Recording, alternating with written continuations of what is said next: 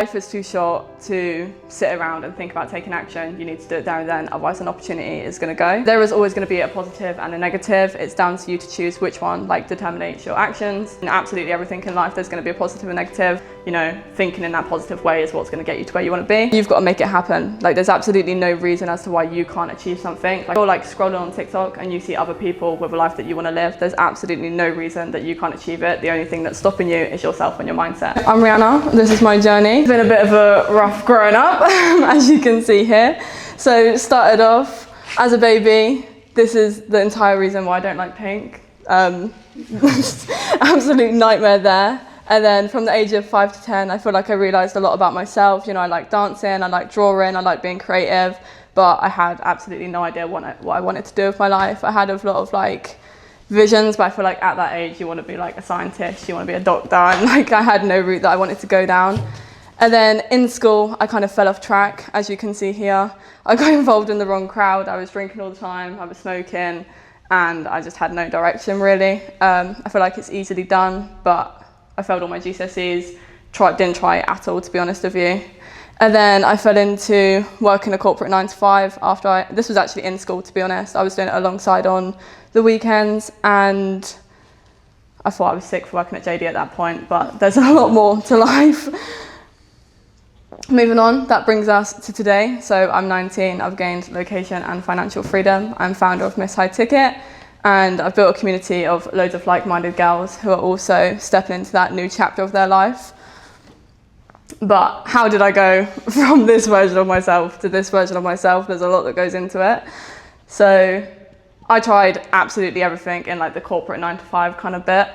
I did horse yard work at the age of like 14, 15 maybe, where I think I earned like £200 in the space of like 3 months, and I thought I was like a millionaire. But that was like my first chunk of like my own money, and I absolutely loved the feeling of being able to give myself what I wanted. So then I went on to work in a waitressing job when I was at school. I think it lasted about 3 months as well. I was working on Sundays to lead up to Christmas, pretty much just serving roast dinners, which was an absolute nightmare.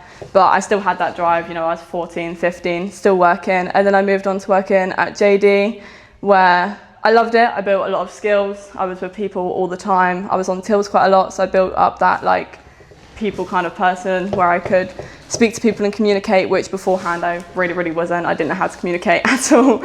And then I was doing this whilst at college as well. I dropped out of college because I had to go get a second job because JD wasn't paying the situation that I needed to be in. So then I moved on to working an apprenticeship at a nursery, which, as much as I love children, let's be honest, no one wants to be listening to 2-year-olds at 8 o'clock in the morning.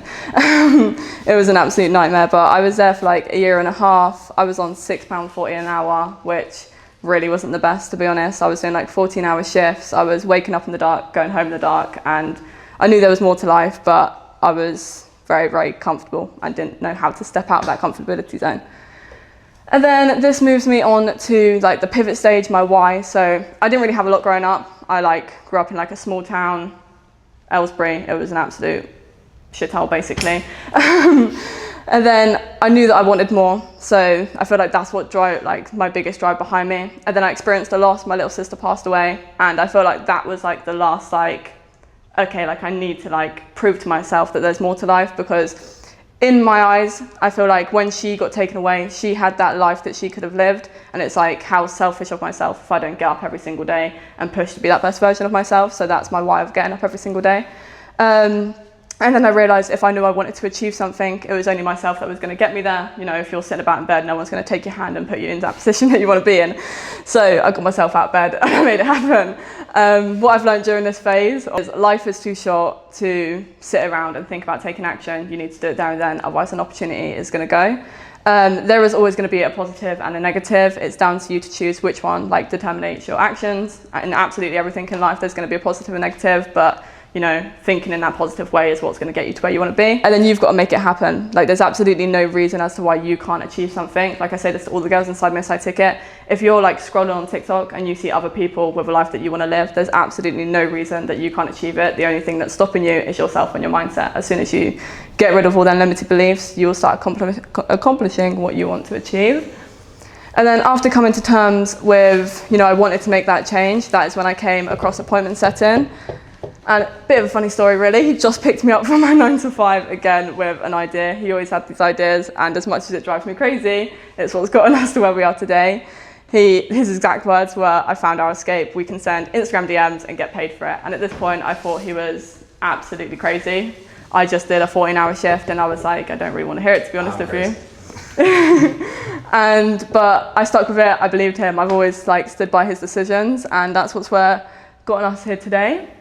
But it wasn't so easy. There was so much that went into it. It wasn't easy at the beginning, but we got to work. We had absolutely no money to our name. I remember going to Tesco's with £10 in the bank account, and we had a week's worth of food shopping to pay for. We were very, very tired, both of us were working at the same time, so bickering, but we both persevered. And then obviously all them limited beliefs flying through our heads, things weren't working out, you get stressed out, and it is hard to maintain sticking to it, I suppose. So there was a lot of reasons why we shouldn't have stepped into it.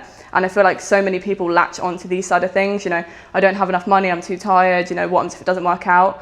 And I feel like everyone has them. I had them, Josh had them, but it's the people who push past that who end up successful.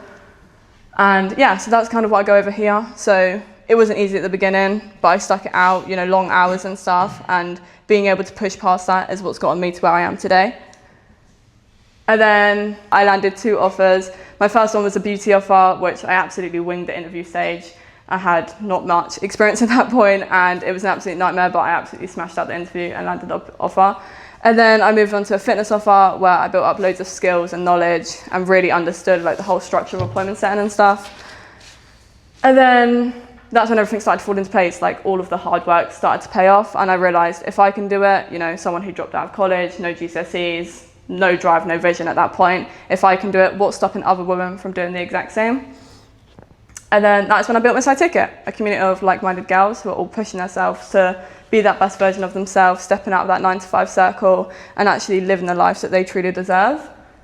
And then fast forward 7 months, this is where I am today. I've helped 40 plus women step into that new chapter of their life, and my mission from now onwards is to help as many girls as humanly possible who have that drive about them, who feel stuck, who haven't had the best childhood, but it doesn't, who you were as a kid and who you got brought up with, it doesn't determine with who you have to be in the future. And I want to help as many girls who have been in that situation to, succeed in life. And that wraps my life up into a small whole. Does anyone have any questions? Yeah. If you were to wrap one word into your current, how do you feel as a person, what would it be? Today? I would probably say determined. I feel like I have that determination in me to keep on pushing forwards, and I feel like you need that to progress in life. And I feel like right now, that is my biggest push, in the mornings. I'm so determined to get to that best version of myself. I'm always hitting new goals, but if you don't set higher goals in life, you're gonna still stay at that level. So I feel like having that determination is always okay, I've reached this point, but now I wanna hit this point, I wanna hit this point. That's about it.